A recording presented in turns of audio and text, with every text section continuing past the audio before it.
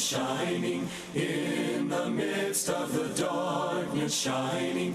Jesus, light of the world, shine upon us, set us free by the truth you now bring us. Shine on me, shine on me, shine, Jesus, shine, fill this land with the Father's glory. Blaze, Spirit, blaze, set our hearts on fire.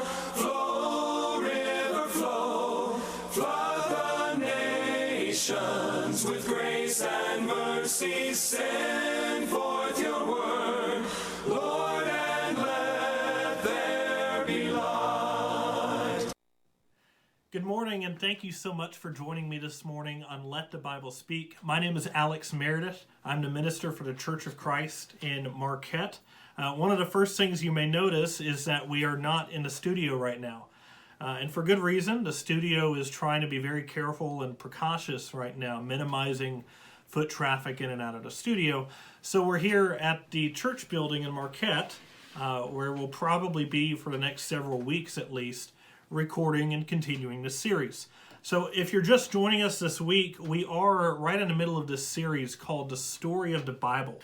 And the point of this whole series is we're looking from the beginning to the end of the Bible, looking at the Bible as one cohesive story, seeing how it all moves together, seeing the sequence of events.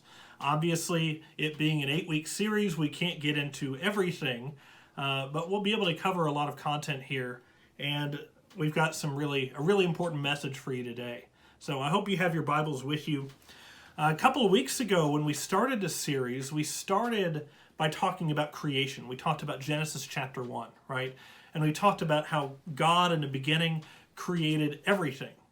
And everything that he created was perfect. It was, as he describes in Genesis 1:31, very good.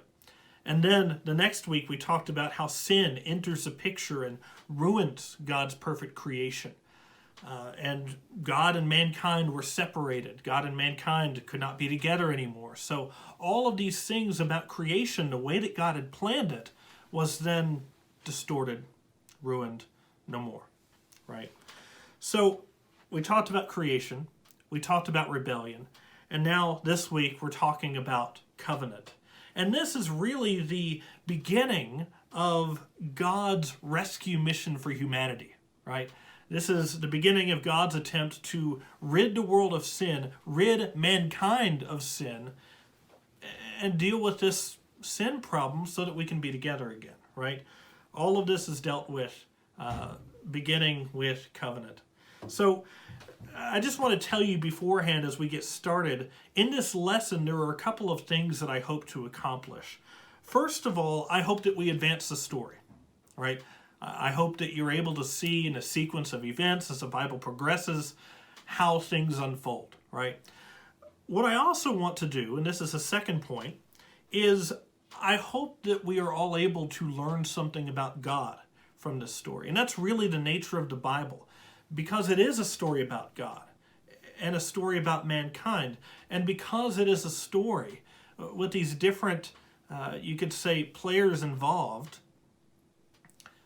we do learn something very important through this story about the nature and character of God, and the nature of character of mankind as well. So those are the things that I hope to accomplish today. Now, to start off, I actually want to begin by telling you a story. Now, this story is a story of me seeing my daughter for the first time. So I remember my wife. It was in the middle of summer in Arkansas. It was hot. It was miserable, right? If you've ever been down south in the middle of summer, it's almost unbearable, right? But it finally came time to get to the due date, and due to some complications in the pregnancy, Hannah ended up having to have a C-section. So they had planned a C-section, and we had all the prep done, and I remember waiting outside the OR. Hannah was inside, and they were finishing the final final preparations. The anesthesiologist was with her, right? And I remember waiting outside, and I had all this gear on. I had the thing over the head and the foot covers and this gown, this protective gown, all these different things on. And I just remember sitting there shaking. I was scared to death. I was scared for Hannah. I wanted her to be healthy and safe. I was scared for the baby. I wanted everything to go well, and surgery is just a scary thing, right? Well, finally a nurse comes out and tells me that I can go in. So I go and sit down, and Hannah is right beside me. Her head is right by me. But I can't see anything. They've got this big sheet in the way to where I really can't see what's going on with the procedure. But I can hear them, and I see them walking around, so I can tell about where they're at in the surgery. Well, I heard when they were about to deliver, and then I heard the cry, that piercing cry of a newborn baby. It's wonderful, isn't it? But it's also terrifying. And that is the other emotion that I remember feeling at that time. It was both joy, unbelievable joy, but also unprecedented terror on my part, because I suddenly thought, we brought life into the world. Well, God did, through us, right? And I remember the doctor who had delivered the baby came around the corner across the sheet and propped up the baby so that I could see her well, and so that Hannah could see her. Well, I don't know how much you know about the whole process, but especially in a C-section, as I understand it, babies undergo a lot of physical stress, and they look funny because of it. I'll just say that. Their skin is miscolored, their head is misshapen. There were strange things that happened during the birthing process. And so I remember the doctor holding the baby out, and I just saw this, what at the time looked like this big purple blob. And I thought, what have we done? And the terror set in, the fear. And really there were fears of inadequacy, fears of, I don't know if I can do this. And then 48 hours later, they just send you home. And believe it or not, there's no handbook for that. They just send you home and say, here you go, this is your baby, take care of it. It was terrifying. But, and this is true, it really is, I mean this in all sincerity, it was at that time that I learned a really important lesson, that when we are afraid and when we are facing an uncertain future, God provides. God provides. There's a passage in Isaiah 43. This is Isaiah 43, verses 2 and 3. It says, when you pass through the waters, I will be with you. And through the rivers, they shall not overwhelm you. And when you walk through fire, you shall not be burned, and the flames shall not consume you. For I am the Lord your God. When we're afraid, when we're facing an uncertain future, God provides a way. So let's talk about a man in the Bible with an uncertain future. The story comes in Genesis 12, and this is the next step in the story. Again, we can't cover everything, but this is the next major movement. In Genesis 12, we bypassed the flood, the Tower of Babel, and we come to Genesis 12. And I want you to listen to the first 4 verses here. This is God's promise to a man named Abram. Genesis 12, verses 1 through 4. Now the Lord said to Abram, go from your country and your kindred and your father's house to the land that I will show you. And I will make of you a great nation, and I will bless you and make your name great, so that you will be a blessing. I will bless those who bless you, and him who dishonors you I will curse. And in you all the families of the earth shall be blessed. So Abram went, as the Lord had told him, and Lot went with him. Abram was 75 years old when he departed from Haran. These are really big promises, aren't they? Did you catch the promises there? God promised Abram land. God promised Abram that a great nation would be made of him. God promised Abram that his name would become great. God promised Abram that all the families of the earth would be blessed through him. And really, and this is just my perspective here, really, I think that the rest of the Bible is this long narrative about how this covenant is fulfilled and how this covenant relates to God's bigger mission and effort to save a fallen humanity. It hinges on this passage in Genesis 12, these promises that God makes to Abram. Now, think about this from Abram's perspective for a minute. These are huge promises, and it's a call to change everything, isn't it? If you read at the end of chapter 11, you would know that Abram and his family were in the land of, or a place called Ur, in the land of the Chaldeans, which would later become known as Babylon.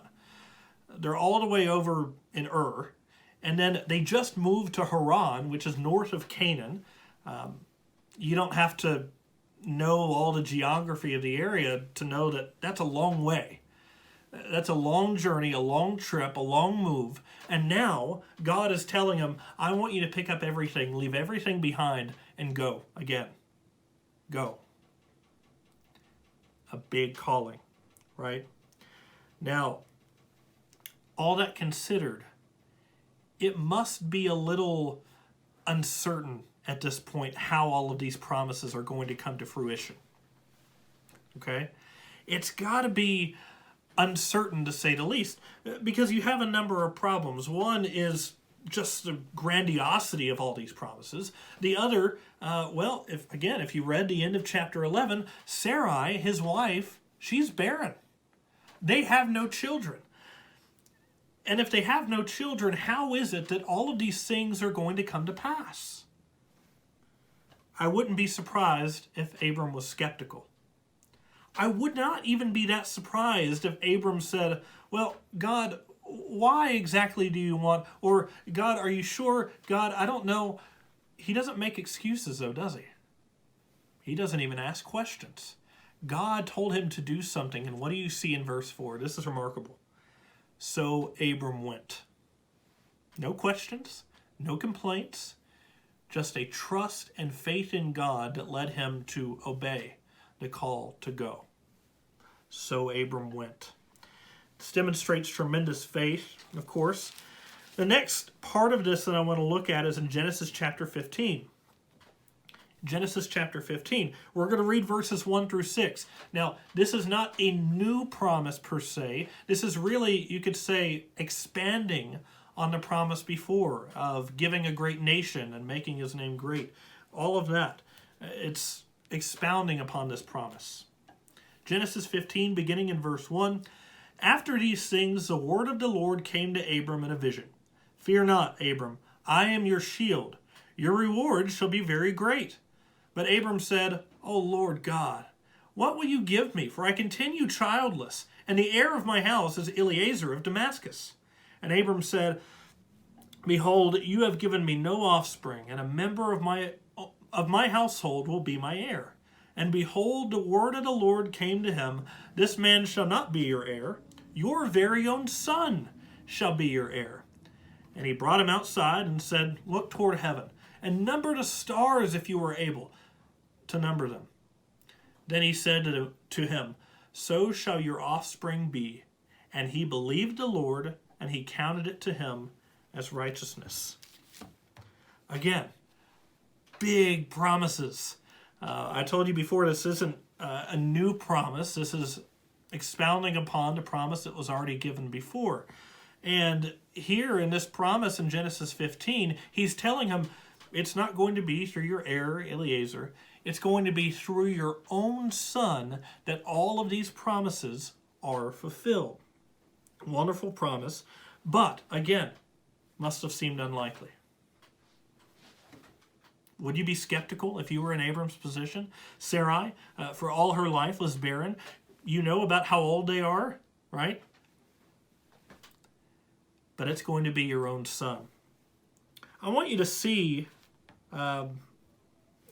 Paul's description of this scene here. This comes in Romans chapter 4. Romans chapter 4. Paul, in the book of Romans, is actually reflecting back on this story where these promises are made to Abraham, talking about the importance of faith.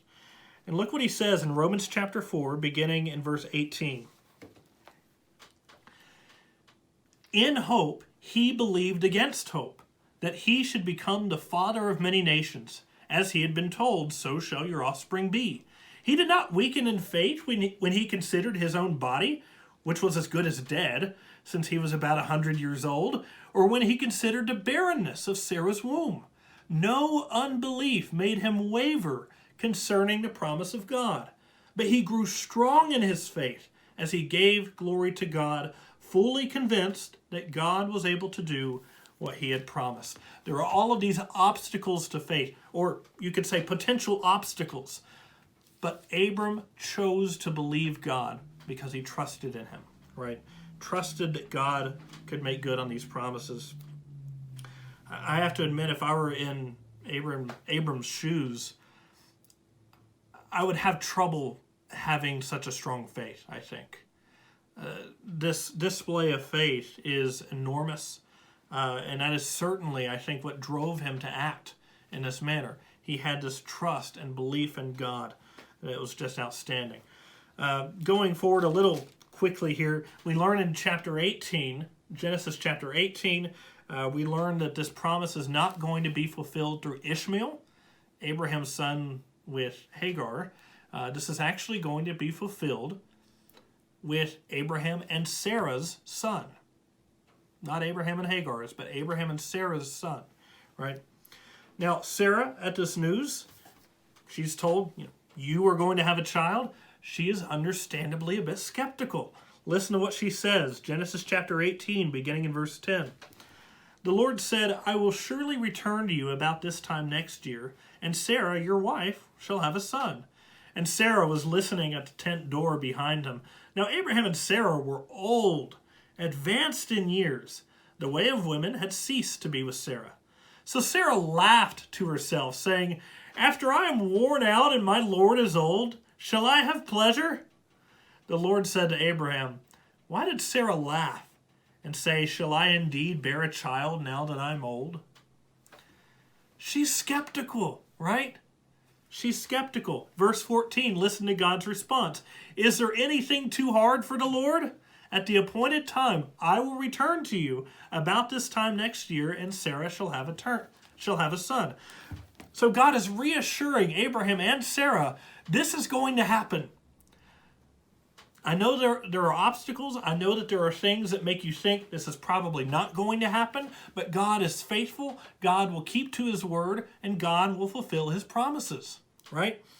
Now, we learn in Genesis chapter 21, verse 3, we're not going to read that right now, but we learn that their son, Abraham and Sarah's son, is in fact named Isaac, or in the Hebrew, Isaac, which means he or she laughs. An ironic name, which is really almost this reminder to Abraham and Sarah, you laughed because you thought this was so impossible. God can do the impossible. Is anything really too hard for God? And the answer, of course, is no. God is ready to fulfill his promise to Abraham. Finally, in the last section I want to look at in Genesis 22, Abraham's faith is really put to the test here. Look at verses 1 through 3. After these things, God tested Abraham and said to him, Abraham, and he said, here I am. He said, take your son, your only son Isaac, whom you love, and go to the land of Moriah, and offer him there as a burnt offering on one of the mountains of which I shall tell you. So Abraham rose early in the morning, saddled his donkey, and took 2 of his young men with him, and his son Isaac. And he cut the wood for the burnt offering, and arose and went to the place of which God had told him. What a hard calling that must have been. God telling Abraham, I want you to sacrifice your only son. Now remember, up to this point, God has proven to Abraham that he is a God who fulfills his promises. He has proved to Abraham that he is a God who provides, that he is a God who takes care of us even when our future is uncertain. God has shown all those things to Abraham. And even though this is a difficult command, again, what do we see in verse 3? So Abraham rose early in the morning and went. No questions. No, but God. No, God, why would you? None of that. Abraham at this point. Abraham obeys. He obeys. Now, look at the rest of the story, beginning in verse 4. On the third day, Abraham lifted up his eyes and saw the place from afar. Then Abraham said to his young men, "Stay here with the donkey. I and the boy will go over there and worship and come again to you." And Abraham took the wood of the burnt offering and laid it on Isaac his son. And he took in his hand the fire and the knife. So they went, both of them together. And Isaac said to his father Abraham, "My father." And he said, "Here I am, my son."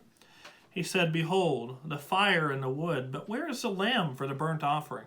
And God said, "God will provide for himself the lamb for a burnt offering, my son." So they went, both of them together. When they came to the place of which God had told him, Abraham built the altar there and laid the wood in order and bound Isaac his son and laid him on the altar on top of the wood. Then Abraham reached out his hand and took the knife to slaughter his son. But the angel of the Lord called to him from heaven and said, "Abraham, Abraham!" And he said, "Here I am." He said, "Do not lay your hand on the boy or do anything to him. For now I know that you fear God, seeing you have not withheld your son, your only son, from me." And Abraham lifted up his eyes and looked, and behold, behind him was a ram caught in a thicket by his thorns. And Abraham went and took the ram and offered it up as a burnt offering instead of his son. So Abraham called the name of the place, "The Lord will provide." As it is said to this day, "On the mount of the Lord it shall be provided." It looked like Abraham's future was going to fall apart. If Isaac were to have been killed, the promises that God made to Abraham would have essentially reset from scratch. They would still be in place, but the fulfillment of those promises would be totally reset, right? They're starting from ground zero. But we find out this is not going to come to fruition. God provided a way. God showed Abraham and us something very important in this story, and it's that you can trust that God will take care of you even when the future seems scary or uncertain. I'm reminded again of the passage in Isaiah 43, right? I want to introduce you. We've got just a little bit of time left, but with the short time I've got left, I want to introduce you to my brother and sister-in-law, Brian and Laura. Now, I got their permission to share some of this with you, but the reason that I bring them up is because Genesis 22:14, that phrase, "On the mount of the Lord it shall be provided," really became sort of a mantra to them in their lives. Now, the reason that I say this is, they have gone through so many things in the last few years. One of the biggest obstacles that they've had is that they were trying to adopt for a long time. For years and years, they were trying to adopt. And they've had a number of opportunities where it looked like something might come through, and then it fell apart, sometimes last minute. But in the middle of all of that, there were so many obstacles in the way. Are we going to be chosen? How are we going to be able to fund the adoption? That's a big challenge. There are all these obstacles. But I kept on hearing them say, quoting from Genesis 22:14, "On the mount of the Lord it shall be provided." God will find a way. And sure enough, last December, they were able to adopt a baby girl, a newborn baby girl, for the first time. Even recently, Brian was fighting for his life. He had a number of hospitalizations due to some health concerns, and they were afraid, understandably afraid, especially Laura, his wife. But in the middle of all of that, once again, I hear that passage come up. On the mount of the Lord it shall be provided. It was scary. It was terrifying. But there's this trust and faith in God that God will pull through. I don't know the last time that you were afraid or facing an uncertain future. But if you are, and maybe it's right now, maybe it's already happened, maybe it will happen. If you are, or if you're going to, this is what I want you to know. On the mount of the Lord it shall be provided. Our God is a God who provides. And you can never be out of his reach. You can never be out of the reach of his grace, out of the reach of his blessings, out of the reach of his care. I was planning to read from Psalm 139. I don't think I'll have time to, but if you get the chance, Psalm 139, verses 7 through 12, a wonderful example that wherever we are, there God is too. And really in the larger picture, in the grander scheme of things, when we're talking about the story of the Bible, humanity's place in relation to God, humanity's future, was so uncertain at this time. Up in the air. What would God do? How would God respond? But God chooses to respond with faithfulness, with love, with commitment, with a covenant through whom our people would be born and through whom our Savior himself would come. Well, I need to wrap things up here. Real quickly, I want to tell you about the Bible course that we offer. We do have a Bible course that is open to anyone who wants to take it. We just ask that you contact us. We offer a workbook. We'd like you to have a Bible if you don't have one already. And you can work through this workbook series. You can follow along in this series, the story of the Bible with us, and we want you to do that with us. If you're interested, feel free to contact us. The contact info should be up on the screen right now. I really want to thank you all for joining us. Please come again next week, and we continue this story of the story on the Bible. God bless. Father's glory blaze, Spirit blaze, set our hearts on fire.